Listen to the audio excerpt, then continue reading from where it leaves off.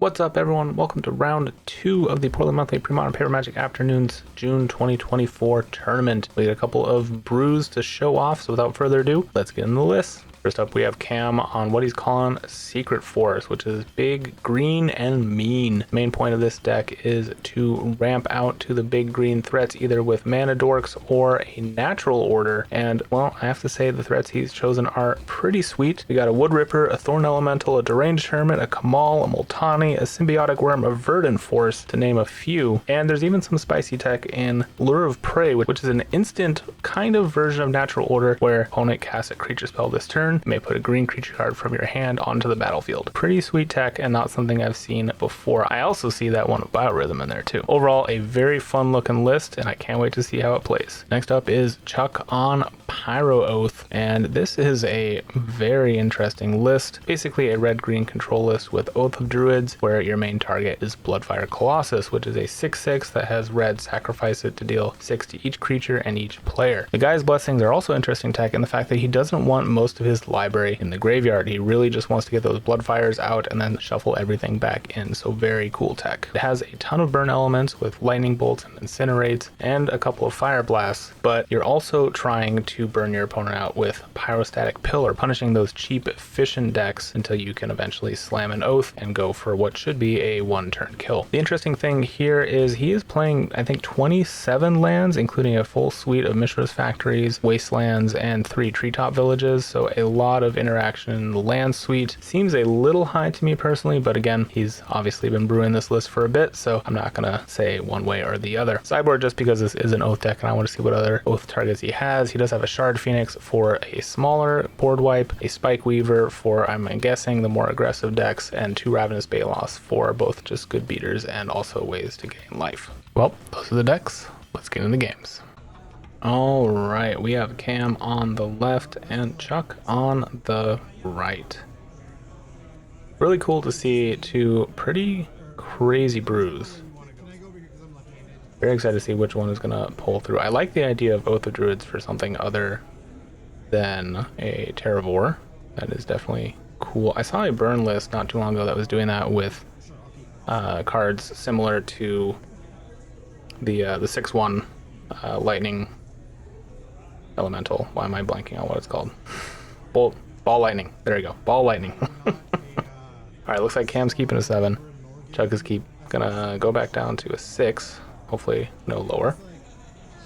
But yeah, it was a Oath deck that played 4 ball lightnings, 4 like elemental cats or something like that, and then there was a third one that wasn't as good as those 2, but very interesting list, and I feel like this is kind of inspired by that maybe, but way more control-y, which is very cool.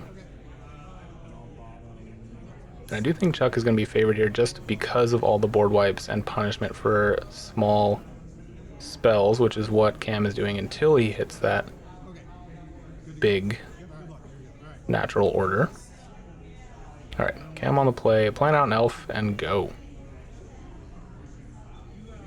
Cam, one of the leaders in the old school Portland community, so very cool to have him on camera for some pre-modern. Glad to see both communities helping and supporting each other, and honestly they're both really fun formats as well. I play old school too. I'm sure some of you have seen some old school videos on the channel. Some more will be coming at some point. I'm actually even going out to Vegas. Ooh, interesting. We're gonna get the beats in early, trying to put a Rancor on an elf. Swing it in. That is actually kind of hilarious. I love it.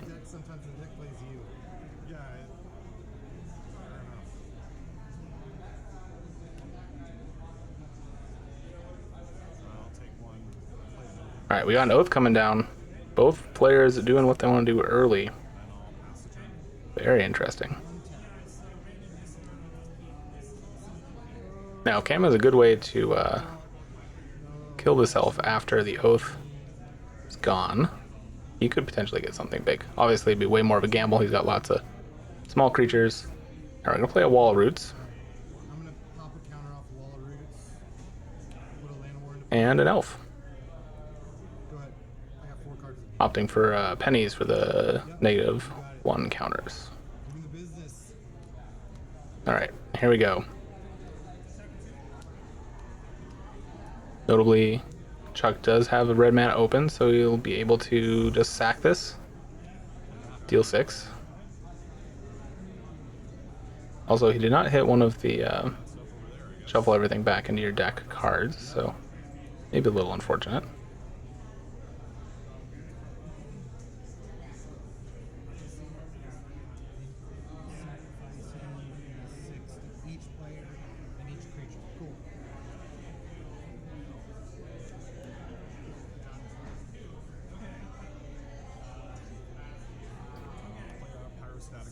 Alright, here we go. Pyrostatic Pillar.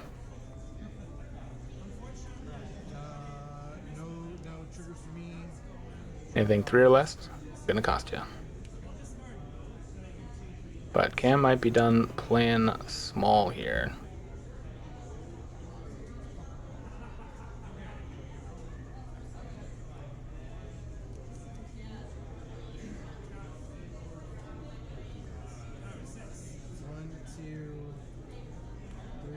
Alright, doing 3, 4, 5. Okay.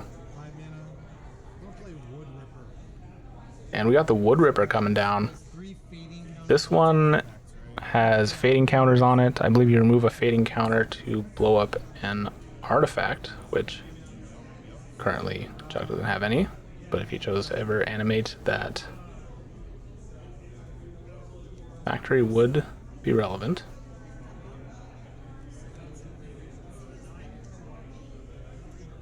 Chuck deciding to, I guess he didn't really have the mana, I guess, to activate his guy. Do you go find your second one? He only runs 2.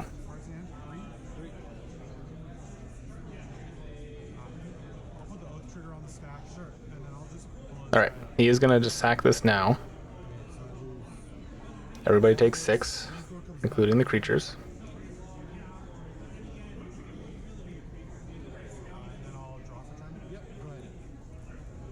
And draw for turn. Alright, that is another Oath. Play out a fetch land and pass. Oh wait, no, sorry. Gonna animate the factory and get in for 2. Good call. Okay. So taking 8 total. Here we go. Did catch up there quite a bit, for sure. Both players at about half their life now. Cam does get a Rancor, which he's just gonna leave. Okay, I'll move it back to hand. I thought he was leaving it there, so it was known information, but Chuck can remember he's got a Rancor.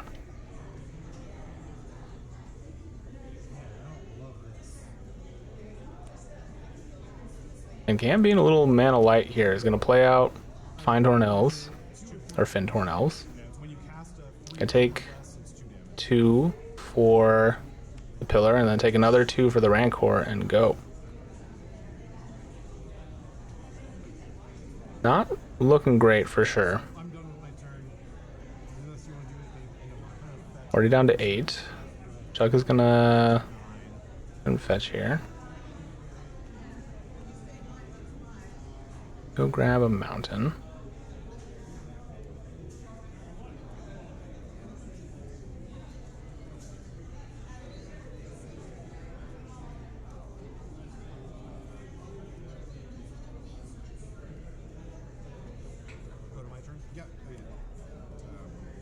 Alright, are we triggering Oath? We are.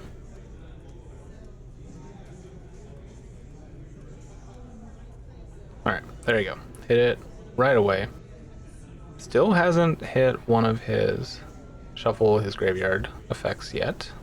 Hopefully he doesn't draw both of them. That would be unfortunate for him. There's a lightning bolt. I think that's just game. Right? Because you pay red, deal 6 to everything, and then bolt face.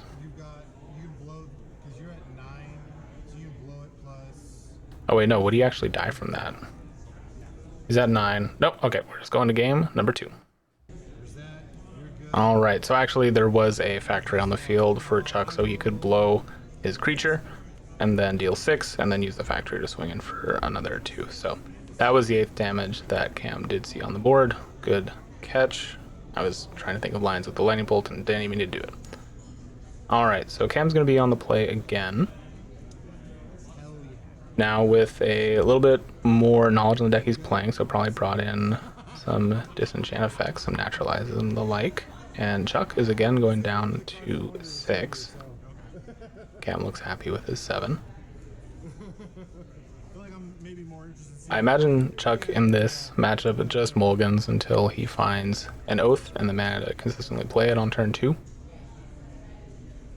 It is primarily what the deck wants to do. I mean, obviously a board wipe in hand would not hurt. And pyroclasms and whatnot would always be welcome against all of those little mana dorks. Looks like he does have... Actually, I don't think he did draw the Oath, but he does have some interaction. Alright, Cam playing out... I actually don't know what that is either. What is that? Comment below. I didn't even see it in the deck list.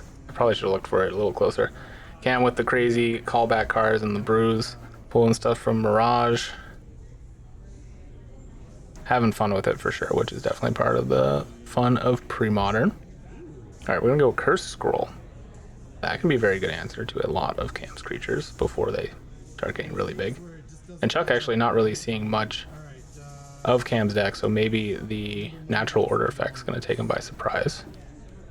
Oh, but here's a couple of Nimble Mongoose. Play a little bit more aggressive.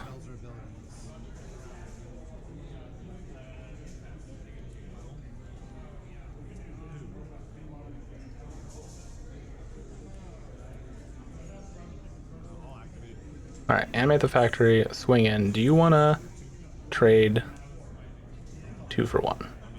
He does. Okay, very interesting. Maybe I'm respecting Oath a little too much, but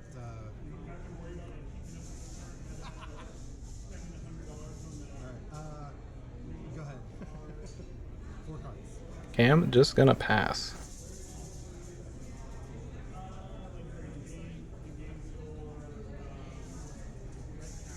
I'm still trying to find out what that enchantment is, so if someone's already commented below, thank you. I thought it was a creature. It is not. It is an enchantment from Urza Block.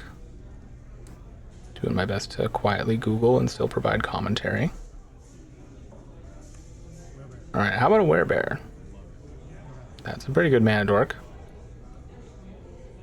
No threshold yet.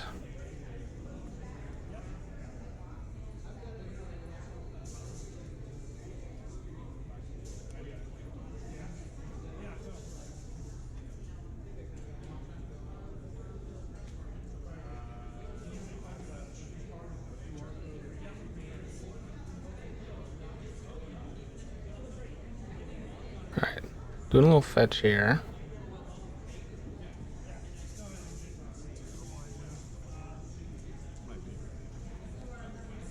Oh, okay.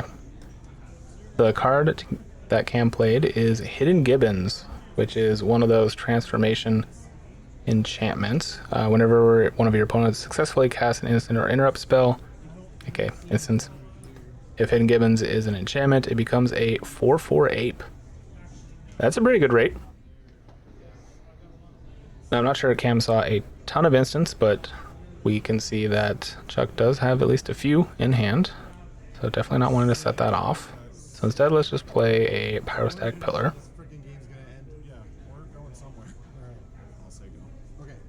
Oh wait, sorry, that's not a Pyrostack Pillar. That's the deals 2 every turn.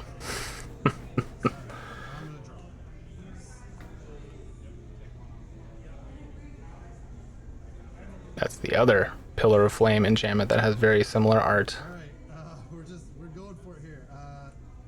Alright, another Werebear coming down. I tap for green, give a Rancor. Chuck's all tapped out, so now is the time to be buffing things up. And Cam, unfortunately, a little mana light here. Still only has 2 lands. This did happen in game 1 as well, which is quite unfortunate. All right, so we're gonna pitch, deal 4 damage to everything, and now Cam does get a 4/4. So, not the worst trade.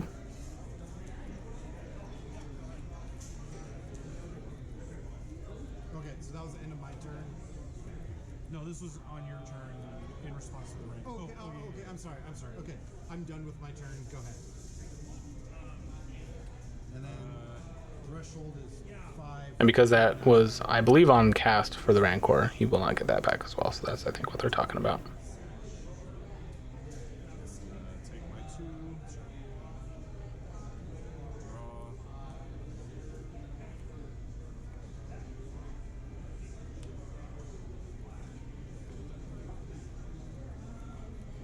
Three cards.